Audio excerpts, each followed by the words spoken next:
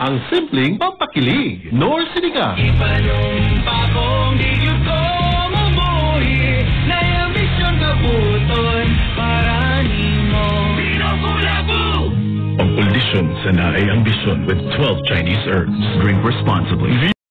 Treehouse TV is going to the dogs. What's a surprise? All your favorite four-legged friends are in full effect for a day of furry fun. Yes! Yes! Oh, yeah! Plus a special appearance by Disney Junior's Bluey. So busy. The fur is really going to fly on National Dog Day. Continues on Treehouse. Also streams on Stack TV.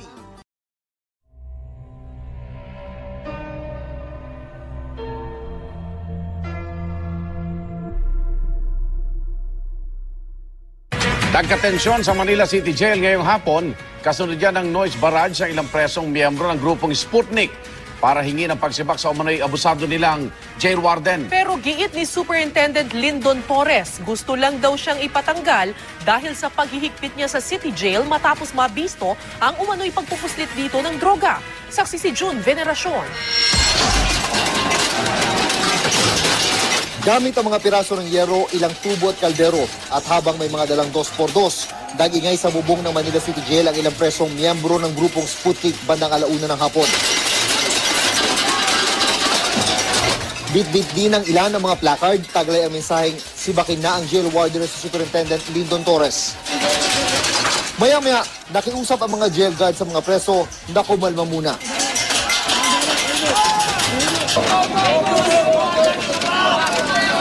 Kumalma man, hindi pa rin napigilan ng ilan na maglabas ng hinaing laban sa jail warden.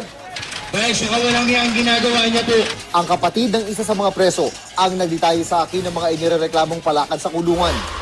Yung mga pagkain daw ho kasi nila dyan, minsan yung kanin, hilaw, o kaya naman ho, meron hong uod. O kaya, tas yung mga ulam po nila dyan, kundi naman po bulok na isda, ano po, yung mga sabaw nila dyan, lumulutang naman po yung mga gulay, tas wala pong lasa. Yung mga preso po, minsan din po sinasaktan din po nila. Pinagkakapirahan din daw ang mga dalaw, bukod pa sa mas pinatinding paghihigpit umano sa kanila. Hirap pong pumasok pagkadadalaw dahil nga ho, iniipit ho ng mga warden. Kundi ho pa kami magbibigay ng 100 kada isang tao, hindi pa ho kami makakapasok. Itinanggi ni Torres ang mga paratang ng pang-aabuso. Gusto lang daw siyang ipatanggal dahil naghigpit siya kasunod ng pagkakabisto sa pagpupusit umano ng droga sa City Jail. Gayunpaman, bukas daw siya sa anumang investigasyon. Nahigpitan namin yung construction materials kasi yun daw ang front nila para magpasok ng mga contrabands. Mga buhangin, mga semento. Kaya nagbigay ako ng instruction sa mga officer of the day ko na higpitan, tignan kung may mga illegal drugs nga doon sa mga construction materials nila. Patay pangaraw sa pamamarilang opisyal na nagtimbre sa kanya ng pagpasok ng droga. Pati si Torres nakatanggap din umano ng banta sa buhay. Sa gitna ng gulo, nagpadala ng dagdag na tauhan ng Bureau of Jail Management and Technology sa City Jail. Wala nang mga nasaktan matapos kusang bumaba sa buong ang mga nagprotesta. Matapos umanong mangako sa kanila ang Regional Director ng BJMP na paiimbestigahan ang kanilang reklamo.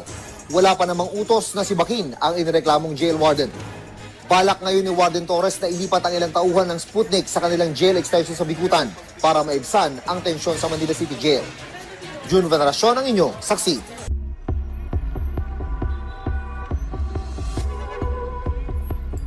Hey, are you single? I'm a matchmaker. Give me a call if you want to meet somebody.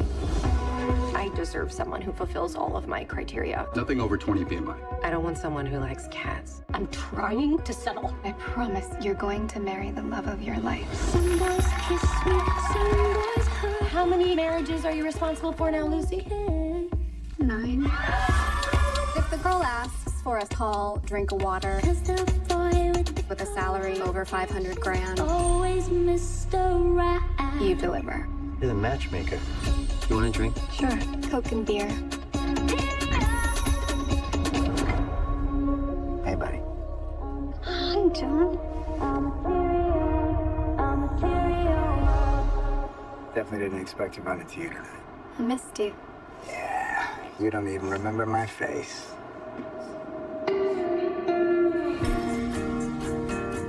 Cassie M, the eternal bachelorette. You can do better than me. My instincts are usually right. Hi. Wow.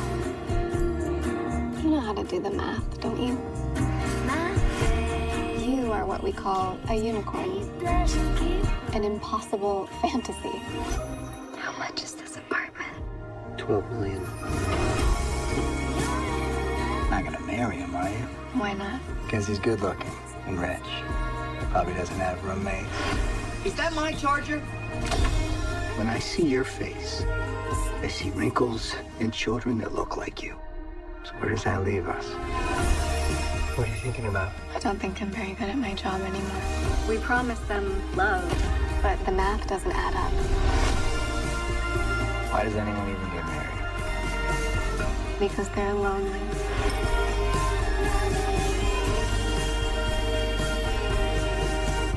And because they're hopeful. I'm turning 48 and I think I need to meet someone more grown. I have a really beautiful client. She's 31.